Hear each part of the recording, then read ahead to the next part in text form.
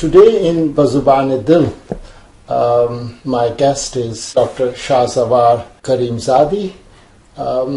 He's a colleague of mine. Basically, he teaches economics at the university, a thorough gentleman and an intellectual. He, a while ago, gifted me 2 books, which I have with me at the moment, Dialectic of Regressive Errors and Methodology of Deception. And they're very interesting books, nice blend of research methodology underpinned by philosophical different positions. And he brings those underpinnings to the issue of Baloch and Balochistan problem. Whether we agree, we don't agree, that is a different issue. But I thought that perhaps his viewpoint we would like to know, and I would bring his views to you, and we will benefit from this chat with a very learned colleague of mine. So welcome, Dr. Shahzavar.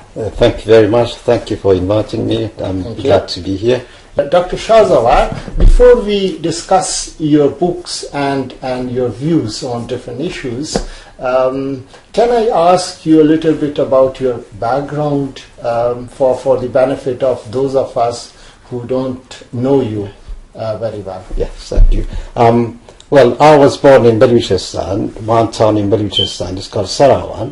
Mm-hmm. And in my early, primary school, high school, so I studied in Balochistan. I couldn't complete, my studies because it was the Iranian Revolution, and after the revolution, I was arrested as a student, a Baloch student. Then I was in prison for some time. I managed to escape from the prison, and then went to other side of Balochistan, to eastern Balochistan, and from there I came to Britain. So it's for many years, since of age of 14, 15, I was involved in politics, in Balochistan politics. So what I noticed that is, from the start, that I could see that there is a nation where you are not allowed to speak your own language, you are not allowed to, pursue your own culture, you are basically in your own homeland, you're second citizen. So for me it was an issue that how you really, what's the problem? And for that I spent quite a lot of many years reading, different movements, liberation movements.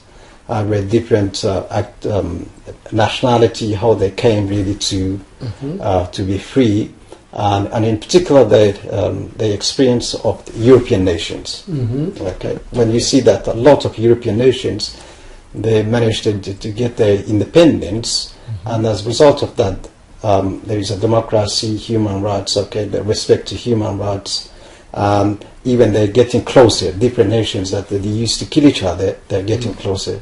And for that reason, when I came to this country, I studied economics and philosophy in different subjects. But my really main concern, whatever I've done, is the right of Baloch people as a nation. By looking different sources, and also leaving both sides in eastern Balochistan and western Balochistan, or Iranian occupied Balochistan and Pakistani occupied Balochistan, it was very clear to me, like daylight, that there is a nation is occupied. So I wanted to find out the root cause of this occupation.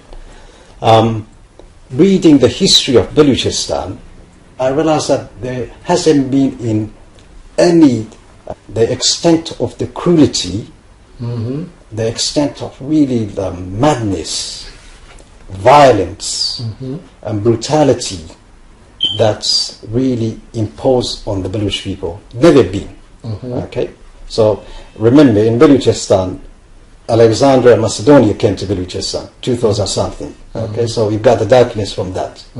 Remember the Arabs that came to Balochistan. Okay, so they were not nice or kind to anywhere they went.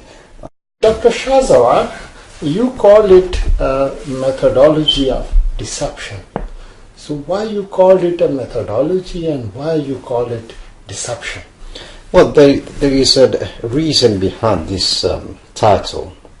Now, if you take like the boundary of Pakistan, creation of Pakistan, if you take the boundary of Iran, then you realize that these entities, well, Iran was created in 1920s and Pakistan was created in 1940s. Okay, Iran was, for the whole, like 1920s was the process that Iran was created.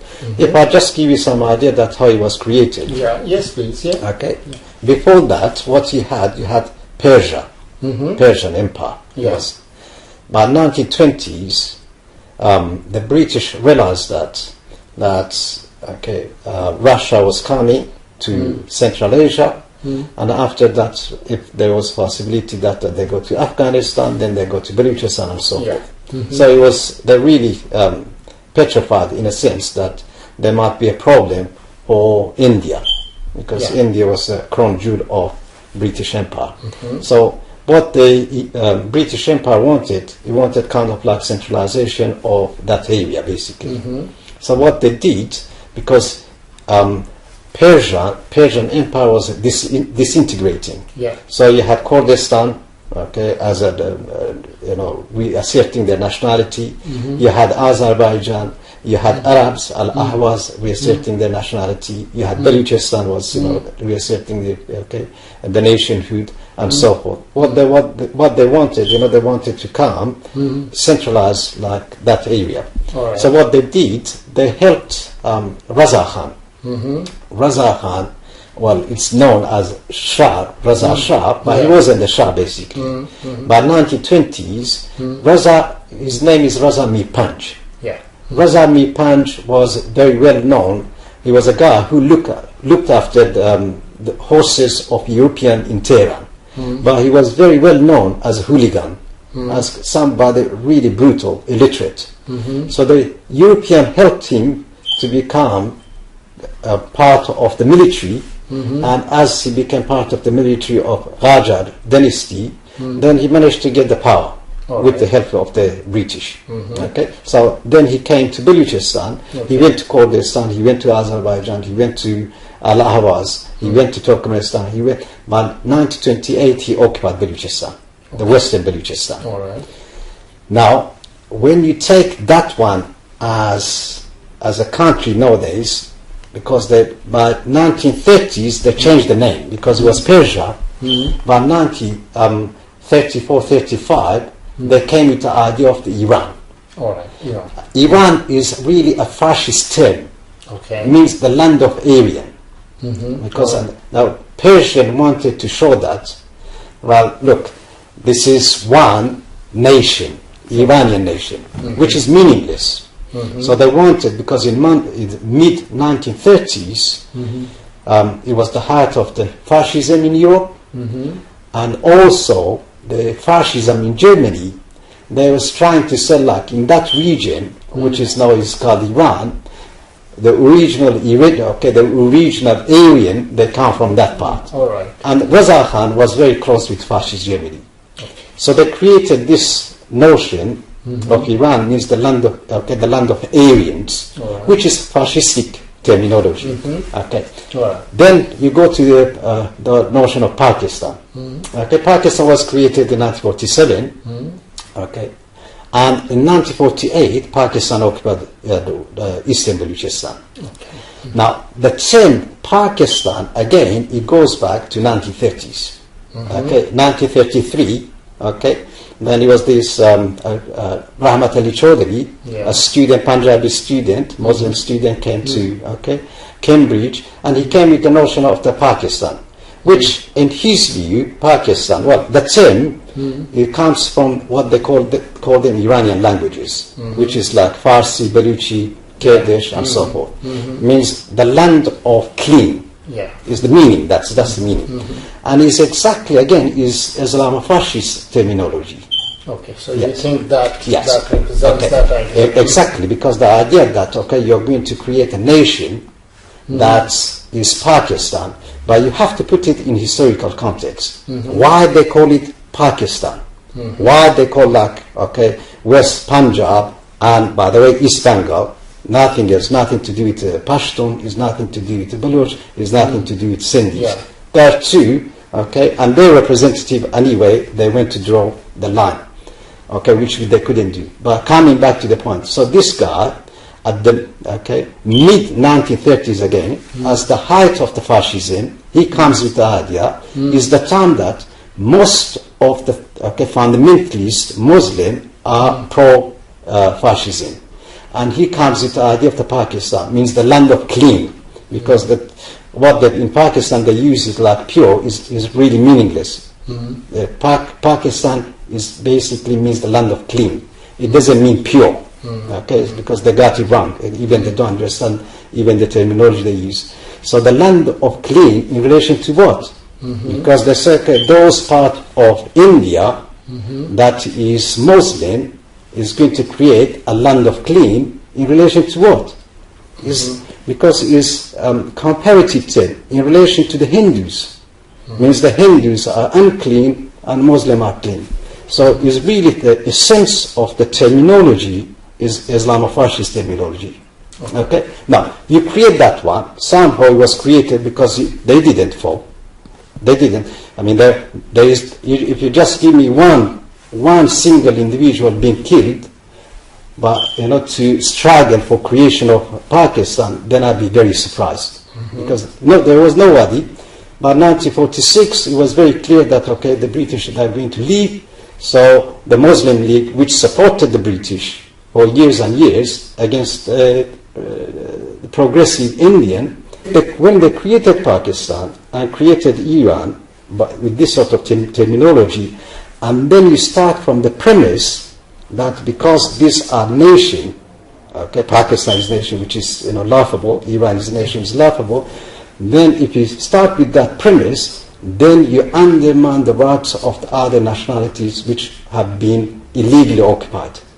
So by starting the premise of the Pakistan, the rights of Pashtun is gone, the right of Sindhi is gone, the right of Baloch, which is occupied, is gone.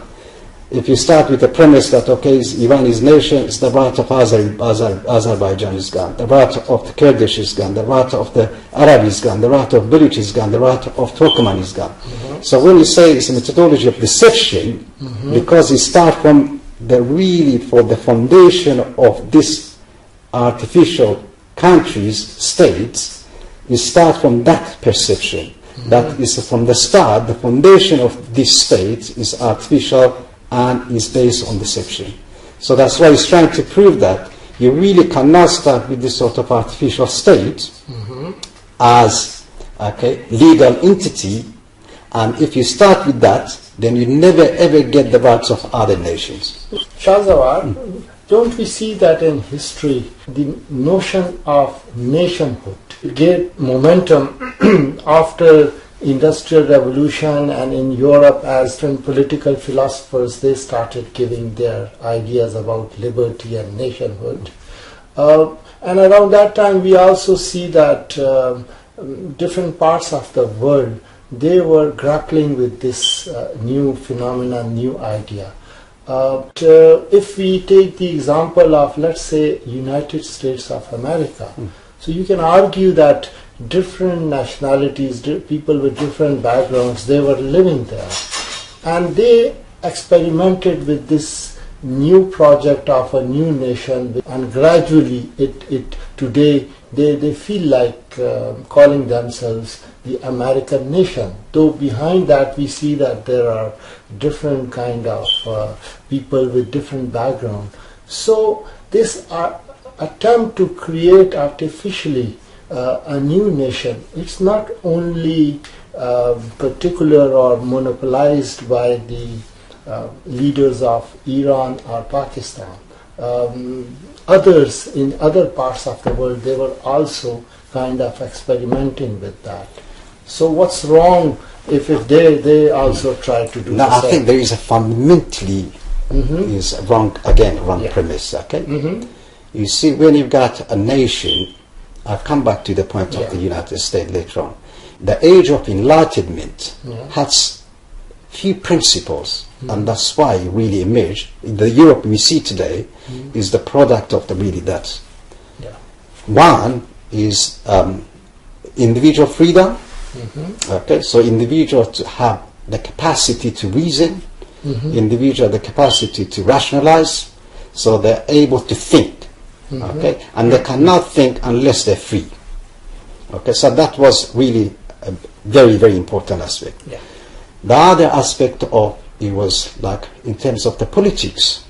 Okay, politics were very, so absolutism was rejected, because they said the authority of political authority, where does political authority comes? Political authority comes from people, but which people? The people of a nation. So after that one, nation became very important. So it was the first time you see a small nation like Dutch, Holland, it gets its independence from the empire like Spanish Empire. Getting that independence is part of the Age of Enlightenment, to say, look, this small nation has got exactly the same right as any other like big nation, like Chinese, like Indian nation, and so forth. So that means they criticize the idea of colonialism. So you get the idea of the colonialism at that time. Of course, a lot of these nations, they become colonial nation after that. But the idea that each nation has got exactly the same right as any other nation is part of this Age of Enlightenment. Okay.